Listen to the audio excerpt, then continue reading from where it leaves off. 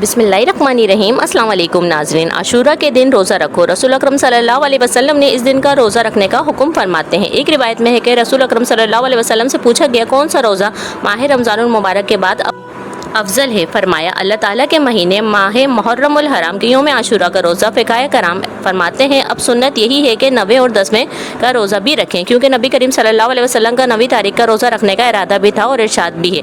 बाज़ हदीस मुबारक में है आप सल्लल्लाहु अलैहि वसल्लम ने इस रोज़े का ऐसा ताकीदी हुक्म फरमाया जैसा हुक्म व फ़राइज़ और वाजिबात के लिए दिया जाता है। चुनांचे हज़रत जाबिर बिन समरा रज़ियल्लाहु ताला अन्हा फरमाते हैं रसूल करीम सल्लल्लाहु अलैहि वसल्लम ने यौम आशूरा के रोज़े का हुक्म फरमाते थे और हमको इस पर रग़बत देते और आशूरा के दिन हमारी तहकीकात फरमाते थे।